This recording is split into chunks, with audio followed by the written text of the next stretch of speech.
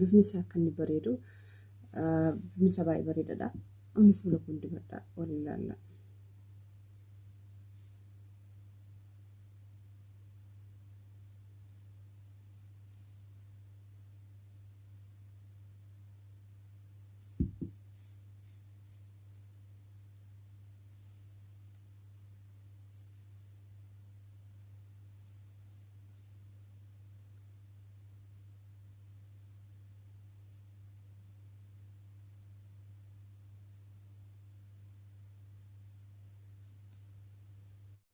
Inni kun aloe veraadha. Aloe vera jelidha. Hundi keenya yoo beeknan beektu isinis aloe vera jelaa kana waan itti makee ofii kiyyaa fayyadamu wal ilaallaa isin jedha. Wantoota garaagaraatti dabaltanii fayyadamuu dandeessu. Yookiin immoo ani fuula keessan dhiqattanii akkasumatti qisisa bichaa dibachuu dandeessu. Aloe veraan baay'ee gaariidha. Aloe vera.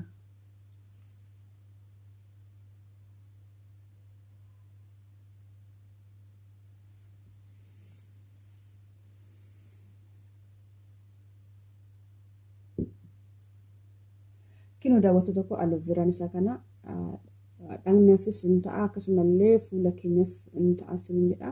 Aloe vera jelidha. Baay'ee gaariidha aloe veraan kuni ammaan xumureen jira. Sinaffay barbaadan dabaltanii fayyadamuu dandeessu. Isa bichaas immoo fayyadamuu dandeessu aloe vera kana jechuudha. Hirdis akkasumallee bunas waan barbaadan dammas waan barbaadan dabaltanii waliin maktanii dibachuu dandeessu. Akkasuma immoo bichaas kobaasaatis fayyadamuu dandeessu isin jedha. Mee haalaan fi guyyaatti fayyadamu wal ilaalla.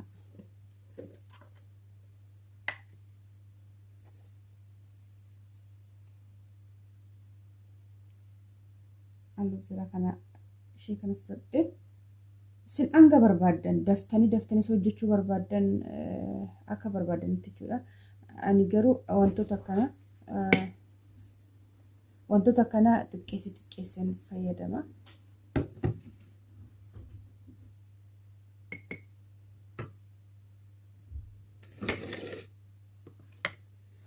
Irraan immoo dammadha. Damman itti fayyadama isin jedha.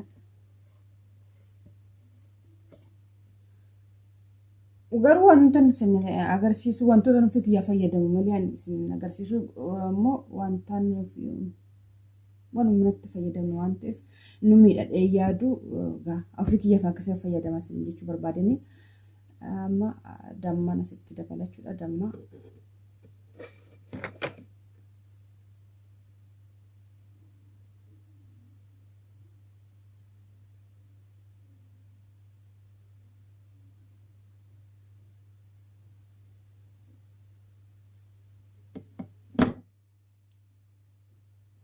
isaan booda waliin amma dammaa fi aloe vera jelii kana jechuudha.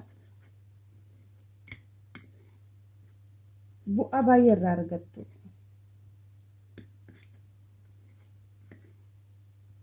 Sirriitti waliin makaatii akka dammaa fi aloe vera wal ga'utti bareechati waliin makaa. Isaan booda meeshaatti godhattaniiti meeshaatti naqattanii jechuudha. Keewwattu. Akkas guyyaa 3 guyyaa 2 akkasitti fayyadamtan jijjiirrachuu ni dandeessu. Akkas torbee akkas taa'uudhaaf hin danda'u waan ta'eef jijjiirrachuu ni dandeessu. Garuu firiijii keessaa ta'e homaa rakkoon qabu firiijiin alammoo hin taa'e isiniin immoo guyyaa dheeraa jechuudha. Yookiin immoo ani torban minamna taa'uudhaaf hin taa'u jechuu barbaadanii.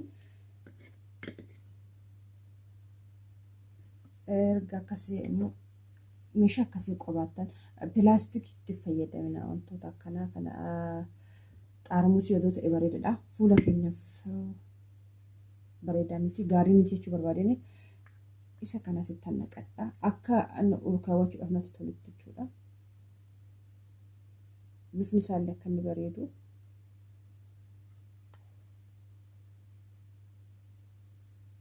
Bifni isaas baay'ee gaariidha. Isin jedha namatti tola. Isin xiqqeessitan akkasitti hojjetatanii jijjiirrachuu hin dandeessu. Bunaanis akkasuma Bunaanillee numa bareedaadha. Kanas isiniin jedha daawwattoota koo.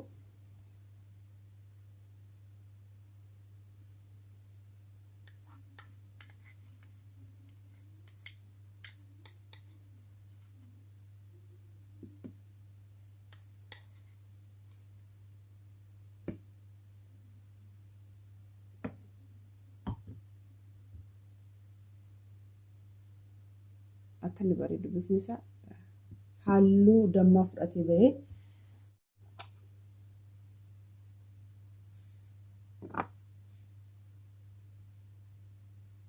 bifni isaa akka inni bareedu bifni isaa baay'ee bareedaadha. Amma fuula kun dibadha waliin ilaalla.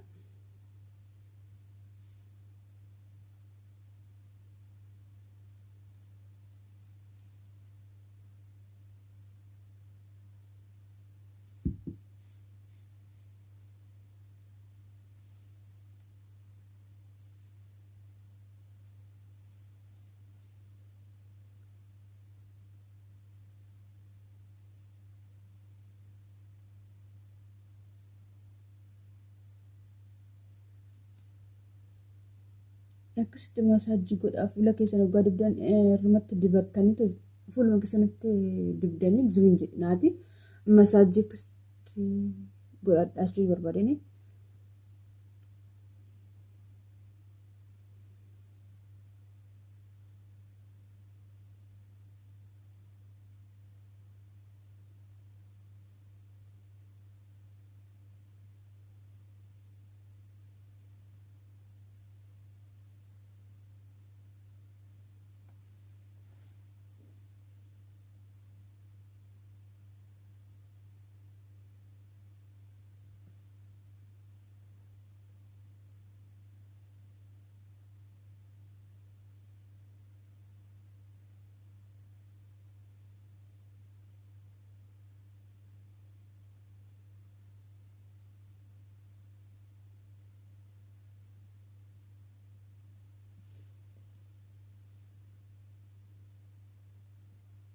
Erga dibattanitti bareessaatii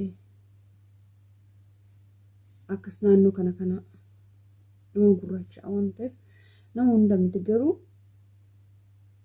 namoonni tokko akka kiyyaa kana ta'een gurraacha fuula badaa qabaatan akkasitti badee jiraate akka kiyyaatti isaan kana akkasitti fayyadama.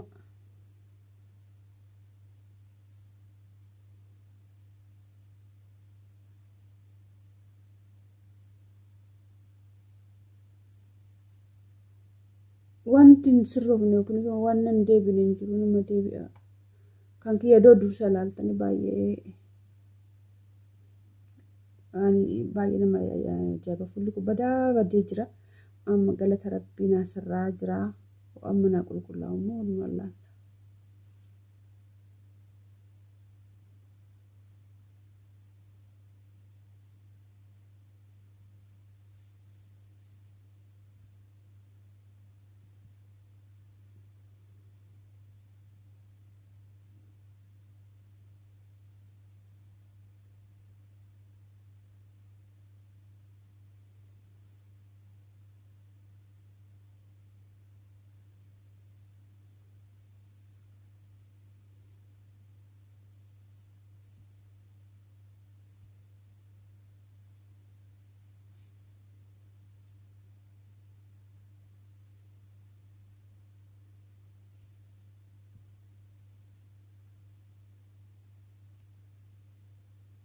Waan hundumaa fuula keessanii fayyadamtan taanaan sirriitti masaajii taasisaa. Fuula keessanii rifeensa keessanii maaliif wantoonni itti fayyadamtan qoricha isaa ta'u waan hundufayyuu fuula keessaniif rifeensa keessaniif isaa ta'u akka qaama keessanii galuuf maaliif faayidaa qaba yoo akkasitti masaajii gootan jechuudha.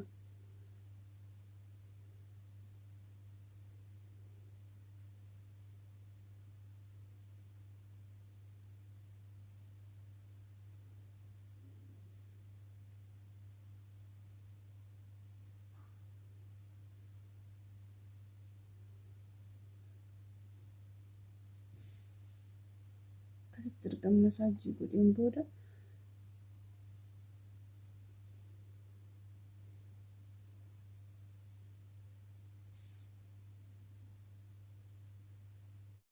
daawwattoota gurguraan akkasitti dhiqadhee dhufeen booda wantoota nuti kiyya qabuun itti fayyadamaa an fuula keessan irraa deeman barbaadan dibachuu dandeessu fuula keessan isiniif ta'u jechuudha.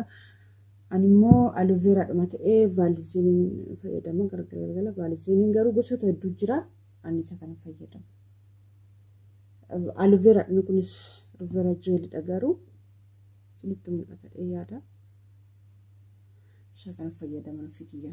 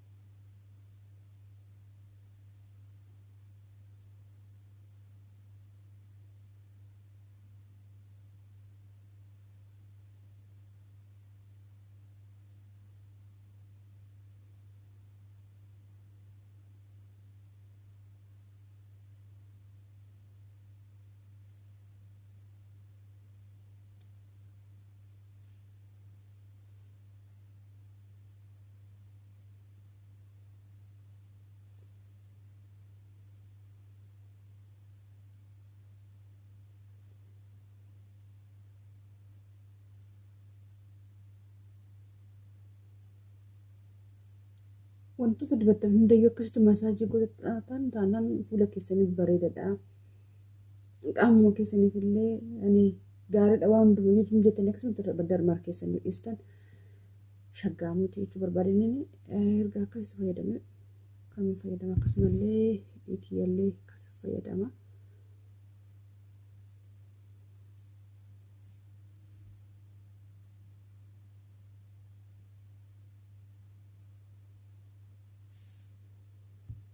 Moos warroonni rifeensa akkasitti hin qabne rifeensa keessanillee isiniif guddisa kun baay'ee gaariidha. Aluveera kana gamanuma rifeensatti illee hin godhatu kana isin ibsa rifeensatti illee hin dibatu akkasitti ishee kana nu guddisuudhaaf illee nu dheeressuudhaaf kun warroonni immoo hin qabne jira waan ta'eef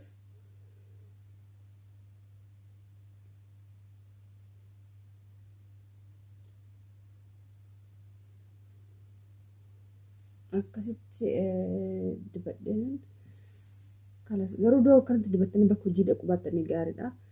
Maaliif nama tokko tokkotti yookiin xuraawaa yookiin dafqa wayiitti fakkaachuu danda'a.